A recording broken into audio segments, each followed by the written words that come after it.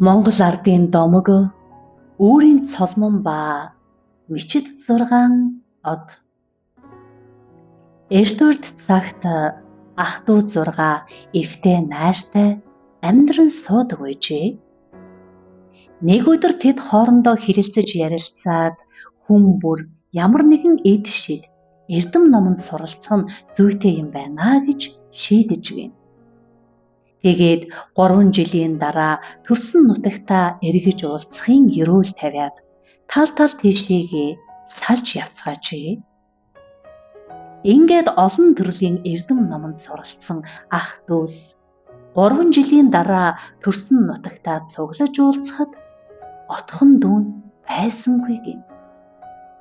Юун түрүүнд ах дүү тав ямар эрдэм сурч ирснээ мэдэлцээд дараа нь отхон дүүгээ хайж олохоор болж гинэ. Хамгийн том ах нь далдыг хардаг увдистай зурхаач болсон гэжээ. Удаах ах нь жирийн моринд жигүүр ургуулan нисдэг морь болгон хувиргадаг уяачийн эрдэмд суралцсан гэж. 3 дахь ах нь өвчнийг эдгээж үхснийг ам оруулах эмчийн эрдмийг төгс эзэмшсэн гэжээ. Харин 4 дахь ах нь ган төмрийг уйраан хайлуулж, сум нэвтэрдэггүй хуяг дуулаг, хурц эртээ зэр зэвсэг хийдэг дархны эрдмийг гаргууд сайн сурсан гэж. 5 дахь ах нь ямар ч дайсныг сүнөөн дарж чадах цэргийн эрдэмд нэвтрхий боловсрсан гэж гинэ. Ингээд бүгд сурсан эрдмээ мэдэлцээд далдыг харах хувьдастай ууган ах нь отхон дүүдээ юу тохиолдсныг харж гинэ. За дүүнэр минь, отхон дүүд минь золгүй явдал тохиолдож үзэгсэн гоо төгс дагинтай ханилж аз жаргалтай амьдарч байж. Гэтэл гай зовлон дайрч дүүг минь мангас хөнөөгөөд гэргийг нь улаан авч одсон байна.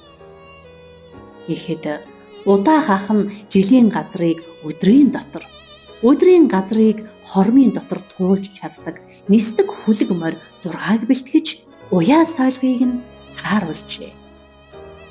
Ингээд ах トゥ 5 бүгд мориндоо мордож салхи шиг хурдалсаар дүүгийнхээ ам урагдсан газар ирэхэд эмчийн эрдмийг төгс эзэмшсэн 3 дахь ах нь үхснийг ам оруулдаг эм найруулж отхон дүүгээ амьлуулж гинэ.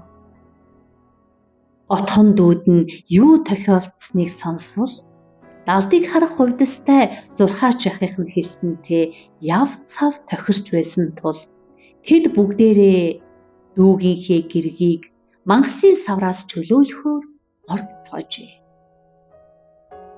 Тэгэхэд уран дархны эрдмийг гаргууд сайн сурсан 4 дахь ах нь сум нэвтэрдэггүй хуяг дуулаг, элд бамбай, жад, нум саадаг 6-аг дархлав гэв.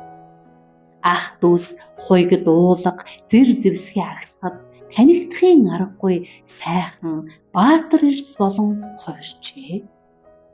Тэгээд цэргийн эрдэмд нэвтрхий боловсрсан 5 дахь ах нь бусдыгаа дайтах урлагт сургаж мангасыг ялах төлөвлөгөөгөө боловсруулад аян замдаа гарцгаав. Нисдэг хүлэгтэй баатар эрс удалгүй зарсан газраа хүрч атаад дайсан мангасыг төвгүй ялж устгаад отхон дүүгийнхээ гэргийг чөлөөлж гин. Гэвч гай зовлон үүгээр төгсгөл болсонгүй. Үзэгсэн гоо төгс дагныг харсан ах トゥ 5 бүгд сэтгэлийн жолоо алдарч гүнжид хайртай болсон тул хоорондоо маргалдаж эхэлхэн тэрэ. Ууган ах нь дүүнартаа ингэж хэлжээ. За дүүнэр минь, хаана юу болсныг би хэлээгүй бол бид юу ч хийж чадахгүй байсан. Тиймээс би энэ дагинтай ханилан сууна гэхэд удаах ах нь би нисдэг хүлэг морь уйж сойгоогүй бол бид хизээж энд ирж чадахгүй байсан. Тиймээс энэ хүний эр нөхөр болох эрх надад бий гэхэд 3 дахь ах нь Би хэрвээ дүүгээ ам оруулаагүй бол бид насан туршдаа харамсаж шаналх байсан. Тийм болохоор би дүүгийнхээ эхнэртэй суух нь зүүн хэрэг. Тэгэхэд дөрөв дэх ах нь "Гэ та нар чинь юу ярих юм бэ? Сум нэвтэрдэггүй, хуйг дуулга, эрт зэр зэвсгийг би дархлаагүйсэн бол гүдэд бид амьд байхгүй байсан шүү дээ.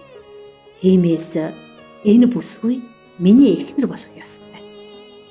Гэж хэлэхэд энэ бүгдийн үгийг сонсож байсан тав дахь ах нь "Гэ та нар чинь даалдыг мэдж зорьсон газраас саадгүй хурдан хурч, дүүгийнхээ амийг аварч сум нэвтэрдэггүй, хуйг дуулга, элд бамбаатай байсан ч дайтах хурлагт сургаж, би удирдаагүй бол хизээж та нар мангасыг сүнөөж хизээж гүнжийг аварч чадахгүй байсан.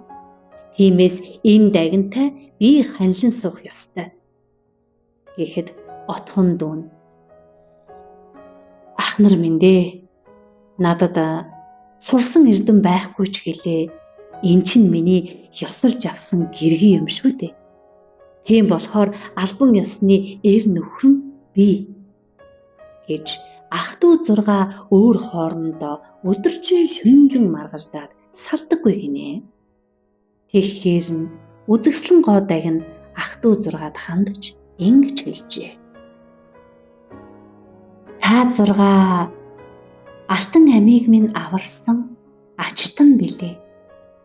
Би та нарын хинтээнч ханилан сууж, хэнийг нь ч гомдоохыг хүсэхгүй. Тиймээс цөмөөрөө тэнгэрт гарч од болцгоё. Би үүрийн цолмон од болно. Харин та нар мичид од болоорой. Тэгээд жилдээ нэг удаа бараагаа харж явъя." Гэд үзэгслэнт дагин үүрийн цолмон од болоод хувирчхаж гин. Ах дүү 6-аач дагны хэлсэн ёсоор мичид од болцгоосон гэдэг.